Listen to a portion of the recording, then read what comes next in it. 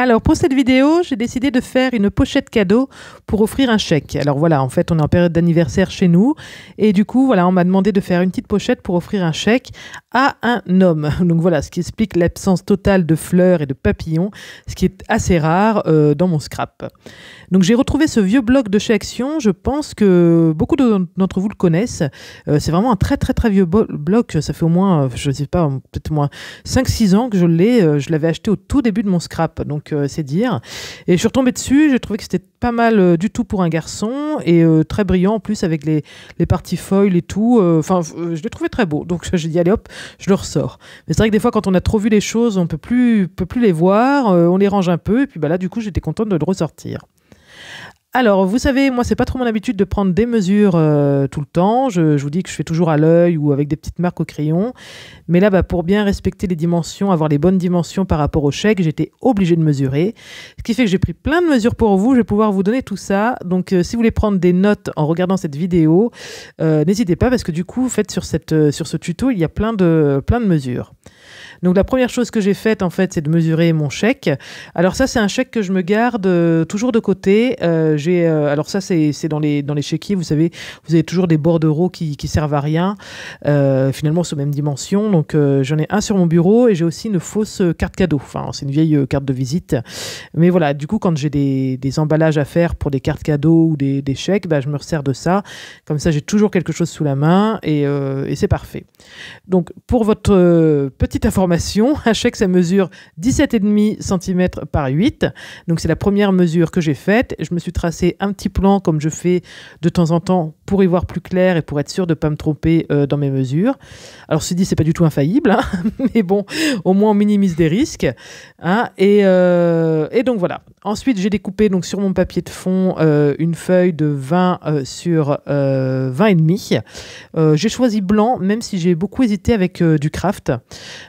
Parce que je pense que ça irait bien vu que le papier est un peu orangé, puis bleu, craft, ça va bien ensemble.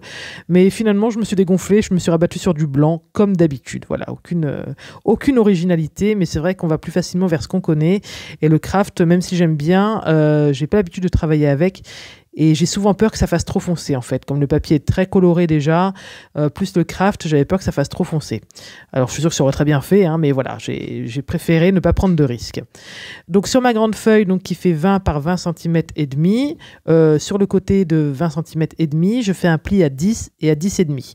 Donc du coup ça me laisse une petite marge de 0,5, ça me donne une aisance, bien que normalement ça soit pas très épais. Hein. Souvent quand on met des photos avec les matages, les rematages, tout ça, c'est assez épais. Bon là un chèque c'est très fin, mais vu qu'on lui fait une petite pochette, voilà, au moins c'est plus propre et puis ça ressemble à un petit livret, donc comme ça c'est un petit peu plus sympa aussi.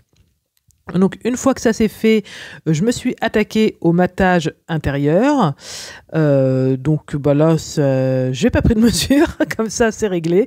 Vous retirez 0,5, hein, donc ça doit faire 19,5 sur 9,5 normalement. Voilà, mais là je crois que j'ai même pas pris de mesure. J'ai fait comme d'habitude avec un petit trait au crayon. Je trouve ça mais tellement plus facile et plus rapide. Donc j'ai fait mon matage intérieur et pour ma petite pochette blanche, là j'ai repris une feuille blanche que j'ai découpée à 9,5 par 18,5. Donc là c'est pareil, prenez les mesures. Donc je l'ai coupée à 9,5 par 18,5. J'ai fait une petite marque à 7 cm et demi. Et là vous avez vu sur la vidéo, c'est passé, mais vous tracez un trait de cette petite marque à l'angle opposé. Et comme ça vous fait une découpe en biais. Mais bien voilà, à 7,5.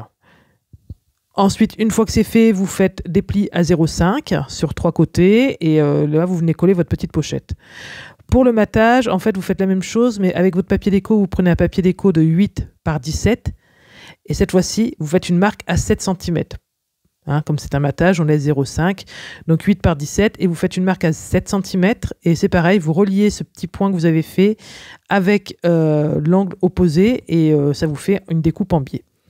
Alors faites pas comme moi, hein. Moi je prends mes marques de dos sur le papier pour pas faire de petites marques sur le papier. Et du coup, quand j'ai retourné mon papier, mon angle était pas du bon côté, hein. C'est pour ça que je l'ai refait. C'était la petite partie de la vidéo en noir et blanc. C'était rigolo. Je vous ai laissé mon erreur parce que c'est vraiment l'erreur de base et je pense que je suis pas la seule à le faire. Donc voilà, je me suis dit je vais leur laisser comme ça. Elles penseront peut-être à bien prendre les marques du bon côté de leur papier ou inverser en tout cas pour pas vous faire avoir aussi. Bon, c'était pas grave, hein. J'ai refait ma mesure. Ça m'a fait un peu de gaspillage de papier, quoi. Ça c'est le plus embêtant. Voilà. Ensuite, j'ai préparé ma petite déco devant. Alors, c'est assez simple, hein, assez sobre. J'ai fait un petit montage de papier. Pour tout ce qui est partie écriture, j'ai fait un matage de 18 par 8,5 et ensuite le papier blanc sur lequel on va écrire le petit mot, il fait 17,5 par 8. Ah, vous voulez des mesures? J'ai pris des mesures, hein, cette fois-ci. Voilà, je vous ai dit, il y a plein de mesures. Donc ça, c'est le matage pour l'écriture à l'intérieur. Hein, donc voilà, j'ai tout noté, donc j'espère que vous avez fait pareil. Hein, sinon vous revenez en arrière, c'est pas très grave.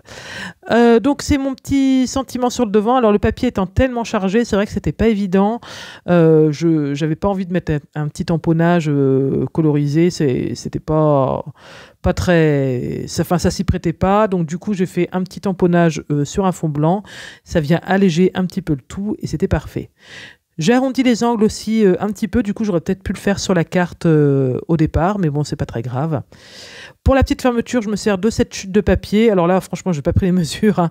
Vous faites pareil avec un petit trait d'aisance de 0,5 et j'ai fermé avec un scratch. Je ne vais pas fermer avec un aimant parce qu'on n'est quand même pas sur un album photo, hein.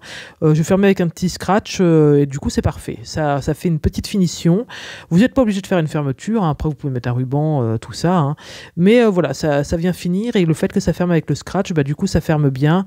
Le chèque est en sécurité, il n'y a pas de problème, il ne tombera pas. Et voilà, c'est terminé. Puis en vous montrant que c'était terminé, je me suis aperçu que j'avais pas collé de papier déco derrière. J'avais bien pensé à ne pas le coller pour pas que la languette se voie, mais il est temps quand même de finir maintenant. Et de coller, j'ai collé un papier bleu. Et c'est vrai que ce bleu et ce orange vont très bien ensemble. En même temps, c'est des papiers du même bloc, hein, donc j'avais pas pris trop de risques. Donc voilà, ma petite carte est terminée. Pensez-y pour vos cadeaux de fin d'année. Et je vous dis bye bye à vendredi prochain.